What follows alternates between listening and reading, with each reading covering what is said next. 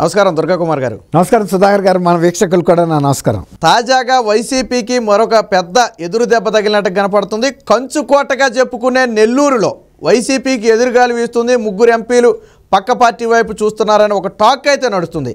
Already ముగ్గురు ఎమ్మెల్యేలు జంపులో ఉన్నారు. సో నెల్లూరులో వైసీపీ పరిస్థితి ఎలా ఉండబోతుందంటారు వచ్చే ఎన్నికలకి? గత ఎలక్షన్లో అయితే నిజానికి మొత్తం ఆంధ్రప్రదేశ్లో అన్ని జిల్లాల కన్నా కూడా బ్రహ్మాండమైన ప్రభ వెలిగిందంటే నెల్లూరేనండి. కడప జిల్లా కన్నా కూడా ఎక్కువ వైఎస్ఆర్సీపీకి బాగా మెజార్టీ వచ్చిన జిల్లా, మద్దతు వచ్చిన జిల్లా, ఓట్లు వచ్చిన జిల్లా అంటే నెల్లూరు జిల్లా. అంత ఊపు వచ్చింది అక్కడ. దానికి కారణం ఏంటంటే రామనారాయణ రెడ్డి గారు, కోటం శ్రీధర్ రెడ్డి, పెద్దారెడ్డిలు అంటారు కదా, ఆ బ్యాచ్ అంతా కూడా మేకపాటి చంద్రశేఖర్ రెడ్డి గారు వీళ్ళంతా ఉన్నారు. ప్రజల్లో బ్రహ్మాండమైన ఊపు తీసుకొచ్చారు. అదే పరిస్థితి, అదే జిల్లా ఇవాళ ఒక ఛాలెంజ్గా నిలిచింది వైఎస్ఆర్సీపీకి. మొత్తం ఎక్కడాళ్ళు అక్కడ అసలు పార్టీని విడి వెళ్ళిపోవటమే కాదు, పార్టీ మీద ముఖ్యమంత్రి మీద చాలా ఘాటు విమర్శలు కూడా చేస్తున్నారు. చాలా తిరుగుబాటుకి అంటే ఇప్పుడు వెళ్ళినాళ్లే కాకుండా ఇంకా కొంతమంది కూడా వెళ్ళే పరిస్థితికి వచ్చింది. అసలు దీని అంతటికీ కారణం ఏంటంటే ముఖ్యమంత్రి గారు ప్రతిపక్ష నాయకుల్ని ప్రెస్ కాన్ఫరెన్స్లు పెట్టి తిట్టమని చెప్పటం అనేది అసలు ఈ గతంలో ఎక్కడ మనం వినలేదండి. ఆ సంఘటనల్లో మీ పిల్లలు ఇంటర్మీడియట్ మరియు ఎంసెట్ చదువుతూ సబ్జెక్ట్స్ లో కన్ఫ్యూజ్ అవుతున్నారా? కాన్ఫిడెన్స్ లెవెల్ తక్కువగా ఉందా? రిపీటెడ్ మిస్టేక్స్ చేస్తున్నారా? అయితే మీకోసమే ఉంది Rise app. 1 lakh question bank, performance analysis, online classes by experts, ఇంకా మరెన్నో ఫీచర్స్ తో మీ ముందుకొచ్చింది Rise the perfect guide. Description లో ఉన్న లింకును ఉపయోగించి సబ్స్క్రైబ్ అవ్వండి. పార్టీలో దుమారం రేపుతున్నాయి. అందులో ఎలాంటి వ్యక్తుల్ని అడిగాడు ఆయన? ఇప్పుడు మాగుంట సుబ్బరామరెడ్డి గారు తమ్ముడు అండి శ్రీనివాసరెడ్డి గారు. అంటే మాగుంట ఫ్యామిలీ అంటే 2 జిల్లాల్లో వాళ్ళకి తిరుగులేదండి. నెల్లూరు, ప్రకాశం జిల్లాలో ప్రతి ఇల్లు కూడా వాళ్ళు మా సొంత మనుషులు, పెద్ద గౌరవం ఇస్తారు. తర్వాత నేషనల్ పార్టీసు వాళ్ళ ఫ్యామిలీ మెంబర్స్ ఎవరన్నా వెళ్తే రెడ్ కార్పెట్ వెల్కమ్ ఇస్తాయి. ఎందుకంటే ఆ కుటుంబాలకు ఉన్న ప్రతిష్ట అలాంటిది, ప్రజల్లో అభిమానం అట్లాంటిది. వాళ్ళు ఏ రోజు కూడా ప్రజల్ని బాధ పెట్టే పనులు చేయలే. ప్రజాపకరమైన పనులు ఏదైనా సరే వాళ్ళ శక్తి మేరకి విరాళాలు ఇచ్చి వాళ్ళు విద్యా సంస్థలు డెవలప్ చేయనివ్వండి, ధార్మిక సంస్థలు కానీ, గుళ్ళు గోపురాలు కట్టడానికి కానీ, ఎవరు వెళ్ళినా ఏ ఊరైనా కూడా ఏ సామాజిక వర్గం అని అడగకుండా సహాయం చేసే కుటుంబం అది. అన్ని సామాజిక వర్గాల్లోనూ వాళ్ళకి పలుకుబడి ఉంది. అన్ని పార్టీలతోనూ ఏ పార్టీ రాజకీయ పార్టీలు కూడా గ్రామాల్లో వాళ్ళని వ్యతిరేకిస్తారు. వాళ్ళకి అంత మంచి రిప్యుటేషన్ ఉంది. అలాంటి మాగుంట శ్రీనివాసరెడ్డి గారిని నువ్వు 150 కోట్లు తీసుకొచ్చి నాకు డిపాజిట్ పెట్టమని అడిగారు అంటున్నారు ముఖ్యమంత్రి గారు. దానికి 150 కోట్లు పెట్టడం ఆయనకి పెద్ద మాట కాదు. 150 కోట్లు అనేది చాలా చిన్న అంశం వాళ్ళు చేస్తున్న బిజినెస్లకి. కానీ అడిగిన తీరు ప్రతి మండలంలోనూ ప్రెస్ కాన్ఫరెన్స్ పెట్టి చంద్రబాబు నాయుడు గారిని, లోకేష్ గారిని తిట్టమని అంటే అది కూడా చాలా దుర్భాషలు ఆడినట్టుగా తిట్టమంటున్నాడు. బూతులు తిట్టాలంటే వాళ్ళు ఎవరండి? వాళ్ళు మాగుంట ఫ్యామిలీస్ అంటే ఎవరినన్నా కూడా వాళ్ళ దగ్గరికి ఆశించి ఆర్దించడానికి వచ్చిన వాళ్ళని కూడా గౌరవించి మర్యాదగా పంపే సంస్కారవంతమైన కుటుంబం అది. అట్లాంటి కుటుంబీకులు చంద్రబాబు నాయుడు గారు లాంటి వాళ్ళని, లోకేష్ లాంటి బాబు లాంటి వాళ్ళని ఎందుకు తిడతారండి అకారణంగా? అవును, వాళ్ళ మూల వీళ్ళకి ఏమైనా నష్టం జరిగిందా? ఇంకోటి ఏంటంటే నిజానికి నష్టపడింది జగన్మోహన్ రెడ్డి గారి మూలనండి. వాళ్ళు ఎట్లా అంటే వాళ్ళు మ్యాక్డోవెల్కి డిస్ట్రిబ్యూటర్స్. మ్యాక్డోవెల్ అంటే 50% ఆఫ్ ద IMFL ప్రోడక్ట్స్లో మ్యాక్డోవెల్ అయ్యే ఉంటాయి. బీర్లు కానీ, విస్కీ, బ్రాందీ ఇవన్నీ కూడా ఆఫ్ ఉంటాయి. ఆల్మోస్ట్ అన్ని బ్రాండ్లు వాళ్ళవి ఉన్నా కూడా ఆంధ్రప్రదేశ్ ప్రభుత్వం వీళ్ళ దగ్గర ఏది తీసుకోవట్లా. వీళ్ళదే కాదు, రిప్యుటేషన్ ఉన్న కంపెనీస్ ఎవరైతే తీసుకోవట్లా.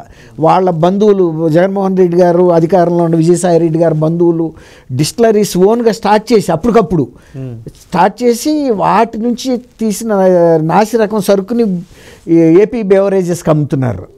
మొత్తం లోపలే బిజినెస్. అప్పుడు అన్నారు చూసారా, ఏది అమరావతిలో ఇన్సైడ్ ట్రేడింగ్ అని. ఇది ఇన్సైడ్ ట్రేడింగ్ అంటే. తర్వాత బెవరేజెస్ కార్పొరేషన్ వాళ్ళకి పే చేస్తూ ఉంటుంది. తర్వాత అమ్మేది వీళ్ళే, ప్రభుత్వం. తర్వాత ఎక్కడ ఒక బిల్ రాయటం కానీ డిజిటల్లో ట్రాన్సాక్షన్ ఉండదు, అంతా క్యాష్ ట్రాన్సాక్షనే. అసలు 10,000 దాటితేనే అసలు పేమెంట్ ఇవ్వకూడదు కదండి. అట్లాంటిది ప్రభుత్వం కూడా క్యాష్ రూపంలోనే ఈ వ్యాపారం చేస్తుంది మొత్తం. చెప్పారు కదండి ఆమె బీజేపీ అధ్యక్షురాలు పురంధేశ్వరి గారు, దాదాపు 60,000 కోట్ల రూపాయల బిజినెస్ జరుగుతుంది, ఇందులో 25 నుంచి 30,000 కోట్ల రూపాయలు పక్కదారి పడుతుందని. దాన్ని బట్టి ఇప్పుడు నష్టపడింది మాగుంట గారి ఫ్యామిలీ, ఈయన మూలన. అయినా వాళ్ళు ఒక్క మాట కూడా మాట్లాడట్లే వ్యతిరేకంగా. ఎందుకు మాట్లాడట్లేదంటే ప్రభుత్వం నిర్ణయం తీసుకుంది, సరే ఎవరో ఒకళ్ళు తింటున్నారు, మనం ఎందుకు, నేను ఎంపీగా ఉండి మాట్లాడకూడదు, పార్టీ సభ్యుడు కదండి ఆయన. అదే ఇంకా బయట వ్యక్తిగా ఉంటే ఆయన మాట్లాడే అధికారం ఉంది. ఆయన అసోసియేషన్ తరపున అయినా కూడా ప్రెస్ కాన్ఫరెన్స్ చెప్పొచ్చు, మీరు రిప్యుటేషన్ ఉన్న కంపెనీస్, స్టాండర్డ్ కంపెనీస్ కొనకుండా మీరు ఇట్లాంటి నాసిరకం ఎందుకు కొంటున్నారు, అంతకన్నా తక్కువ ధరకు మేము ఇస్తున్నాం కదా అని కూడా ఆయన ప్రెస్ కాన్ఫరెన్స్ పెట్టి చెప్పొచ్చు. కానీ అది కూడా ఆయన క్రమశిక్షణకు లోబడి నోరెత్తకుండా నష్టమైనా కష్టమైనా ముందుకెళ్తున్నాడు. ఆయన తిట్టమంటే ఎట్లా తిడతాడంటే, అది తిడితేనే ఈ సీట్ ఇస్తానంటే ఆయనకి ఆ సీట్ ఎందుకు, ఇతరులను తిట్టి ఆయన పరపతి పోదా? ఇప్పుడు వాళ్ళకి ఎవరిని ఏ మాట అన్న వ్యక్తులు, చంద్రబాబు నాయుడు గారు లాంటి గౌరవమైన వ్యక్తిని, ఏమి ఆయన్ని నష్టపరచిన వ్యక్తి, అంతలో ముందు తెలుగుదేశం ఎంపీగా కూడా ఆయన పనిచేశాడు కదా. ఈ వేమిరెడ్డి ప్రభాకర్ రెడ్డి గారు ఇప్పుడు ఆయన ఎంపీగా పోటీ చేయమంటున్నారు. అవును, ఆయన చాలా విద్యా సంస్థలు ఉన్నాయండి ఆయనకి, ఆయన చాలా ధనం ఉంది, డబ్బు ఉంది. అయినా ఆయన కూడా వీళ్ళలాగానే అణుకుగా ఉండే కుటుంబమే తప్ప తర్వాత ఏ రాజకీయ పార్టీకి కూడా పెద్ద ఎత్తున విరాళాలు ఇచ్చే వ్యక్తి ప్రభాకర్ రెడ్డి గారు కూడా. ఆయన్ని ఇది ఎంపీకే చేయమని ఫోర్స్ చేస్తున్నారు. ఆయన ఎమ్మెల్యేగా ఉన్నాడు. అప్పుడు ఎంపీగా పోటీ చేయాలంటే ఆ నియోజకవర్గంలో అన్నీ అనుకూలంగా ఉండాలి కదండి. ఇప్పటికే కోటల బీటల వారిని అనేది కోట బీట వారిన నెల్లూరు జిల్లా మొత్తం పాకిపోయింది. ఆయనకి తెలుసు, ఆయన ఎమ్మెల్యేగా ఉండి ఇప్పుడు ఆ కాన్స్టిట్యున్సీలో ఉన్న నియోజకవర్గాల్లో పరిస్థితి చాలా బలహీనంగా ఉంది. ఆ ప్రభుత్వ విధానాల మూలన అసలు వైఎస్ఆర్సీపీకి ఓటేసే పరిస్థితే లేదు. కొంతమంది వ్యక్తుల మీద కూడా వ్యతిరేకత ఉంది అక్కడ. ఆయన కొంతమందిని మార్చమని ఒక నలుగురిని సూచిస్తే ఏదో ఒక వ్యక్తిని, ఒక ఇన్ఛార్జిని తీస్తామన్నారంట. అంటే నేను ఆయన చెప్పేశాడంట, వద్దంటే నాకు ఇదంతా గొడవ, అసలు నేను పోటీయే చేయను, నాకు రాజకీయమే వద్దు అని దండం పెట్టేసి ఆయన పక్కకి వెళ్ళిపోవడానికి సిద్ధంగా ఉన్నాడు. ఆదాల ప్రభాకర్ రెడ్డి గారు, ఆయన నెల్లూరు ఎంపీ, ఆయన పరిస్థితి కూడా ఆయన కంటెస్ట్ చేయడానికి కూడా సిద్ధంగా లేడు. ఆయన కూడా డౌటే. ఇక నెల్లూరు రూరల్ నుంచి ఏదో చేయమన్నట్టున్నారు. నెల్లూరు రూరల్ నుంచి చేయమంటున్నారు.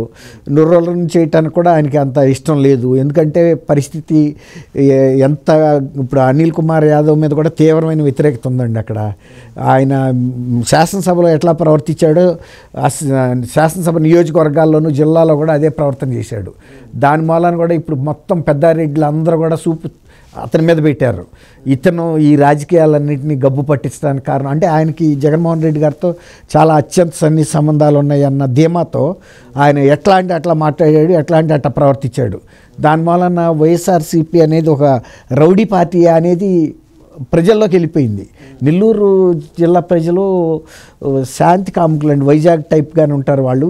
బిజినెస్లో వ్యాపార ధోరణితో ఉండే వ్యక్తులే తప్ప రౌడీజం చేసే టైప్ ఉండదు. ఈయన ప్రతి మీటింగ్లోనూ సవాళ్ళు, తొడలు కొట్టడం ఈ రకంగా చేసేటప్పటికి నెల్లూరు ప్రజలకి ఎవరైతే ఆయన ఎన్నుకున్నారో వాళ్ళకే విరక్తి పుట్టింది ఈ వ్యక్తిని చూసిన తర్వాత. అట్లా ఒక్కొక్కళ్ళు వెళ్ళిపోతున్నారు. ఇప్పుడు 3 వెళ్ళారు. 4వ వ్యక్తి కూడా ఇప్పుడు మన కందుకూరు ఎమ్మెల్యే అండి. ఆయన కూడా అంతకుముందు మినిస్టర్గా చేశాడు ఆయన. బహుశా నేను అనుకుంటాం రాజశేఖర రెడ్డి గారి మినిస్ట్రీలోనే అనుకుంటా. చాలా పెద్ద మినిస్ట్రీ పోర్ట్ఫోలియోలు చేశాడు. కందుకూరులో ఆయనకి మంచి పేరు కూడా ఉంది. తర్వాత ఆయన కూడా ఏ సామాజిక వర్గానికి దూరంగా ప్రవర్తించలేదండి. ఆయన వైఎస్ఆర్సీపీ ఎమ్మెల్యే అయినా కూడా అందరూ ఆయన్ని ఆదరించారు. అందరి పట్ల గౌరవంగా ఆయన కూడా ప్రవర్తించాడు. ఆయన పేరు కూడా మాగుంట కాదు కానీ అట్లాగే ఉంటుంది. ఆయన సీనియర్ ఎమ్మెల్యే మానుగుంట అనుకుంటా, మానుగుంట మహీధర్ రెడ్డి గారు. ఆయనకి అంతకుముందు కూడా అదే నియోజకవర్గం నుంచి మినిస్టర్గా రిప్రజెంట్ చేశాడు. ఇప్పుడు ఆయన్ని కూడా ఈ ప్రెస్ కాన్ఫరెన్స్లు పెట్టి బూతులు తిట్టి రమ్మంటున్నాడంట. ఆయనకి ఆ వయసులో ప్రెస్ కాన్ఫరెన్స్ పెట్టి చంద్రబాబు గారు నిన్ను లోకేష్ని నేను తిట్టడం ఏంటి? అసలు ఈ బూతులు తిట్టమనే స్ట్రాటజీ ఏంటి? ప్రజల్లో వ్యతిరేకత వస్తుందని వాళ్ళ ఉద్దేశం ఏంటి? వైసీపీ అదేనండి, నాకు కూడా అసలు అర్థం కావట్లేదు. ఇది కొత్త విషయం. అభివృద్ధి గురించి చెప్పంటారు. అవును, లేదు ఇప్పుడు తన గురించి తను చెప్పుకుంటాడు, లేకపోతే పార్టీ గురించి చెప్తారు. మీరు అన్నట్టు ఇప్పుడు మేము 44 ఏళ్ల నుంచి చూస్తున్నా అండి, అనేక ముఖ్యమంత్రులు సీట్లు ఇచ్చేటప్పుడు కూడా క్యాండిడేట్స్ మెరిట్ని చూసేవాళ్ళు. అది కానీ నువ్వు వెళ్ళి అతన్ని తిట్టురా కొట్టురా అని పంపించడం అంటే ఇంకొక చిన్న విషయం ఇక్కడ మనం గుర్తు చేసుకోవాలి. Telugu Desam Vijayawada office head office మీద దాడి చేస్తే అతని పేరు నెహ్రూ కొడుకు పిల్లాడు అవినాష్ దగ్గరుండి చేయించాడు. వీళ్ళందరూ అవన్నీ వీడియోల్లో కూడా వచ్చింది. ఇట్లా మీ పార్టీ వాళ్ళే కదండి దగ్గరుండి చేయించారంటే మా వాళ్ళకి బీపీ పెరుగుంటుందండి అని ముఖ్యమంత్రి అంటే ఇక అది ప్రోత్సహించినట్టే కదండి. ఇంకా ఇతర సార్లు కూడా చేయమనేగా. అదే మరి వాళ్ళ ఆఫీసు విడుదల రజనీ ఆఫీస్ మీద దాడి జరగకముందే దాడి చేశారన్నారు. పని గుంటూరులో కూడా వాళ్ళకి బీపీ వచ్చిందని ఊరుకోవచ్చుగా. అప్పుడు మాత్రం టీడీపీ చేసిందని చెబుతున్నారు కదా. పని టీడీపీ వాళ్ళకి బీపీ వచ్చిందంటే అయిపోయాయి. బీపీ వస్తే ఇట్లా చేస్తారండి. ఒక ముఖ్యమంత్రి అట్లా మాట్లాడితే ఇప్పుడు అవినాష్ ఎంత అండి, చిన్నపిల్లాడు, అంత 35 years ఉంటాయి, మా ఉంటే 36 అంతే. నాకు తెలుసు, నేను చిన్నప్పుడు కూడా అతను చూసా. ఆ పిల్లాడు అట్లాంటి వాళ్ళని తప్పు అవినాష్ లాంటి వాళ్ళని పిలిపించి మందలించాలి, ప్రెస్కి కూడా చెప్పాలి. మేము మందలిచ్చాము, అతనికి తాత్కాలికంగా సస్పెండ్ చేశామనో చెప్పాలి. ఓహో ఇట్లా చేసి తప్ప అని. అది రేపు నీ పార్టీ దాని మీద కూడా ఇంకో అవినాష్ నీ పార్టీలో ఉంటాడని గ్యారంటీ ఏముంది? రేపు ఇంకో పార్టీలోకి వెళ్తాడు. అలా టీడీపీ నుంచే కదా వచ్చింది. ఇంకో పార్టీకి వెళ్తాడు, ఈ పార్టీ ఓడిపోతున్నప్పుడు రేపు నీ పార్టీ ఆఫీస్ మీద కూడా అదే చేస్తాడుగా. అటువంటిది మనం ఎవరు కూడా ప్రోత్సహించకూడదు సుధాకర్ గారు. ఎవరు కార్యకర్తలనైనా వాళ్ళు క్రమశిక్షణలో పెట్టాలి. మరీ నెక్స్ట్ తరం అది, ఇప్పుడు ఆయన తర్వాత తరం ఆయన అవినాష్. ఇటువంటి ప్రోత్సహిస్తే అది మన మీదే పడుతుంది అల్టిమేట్గా. అది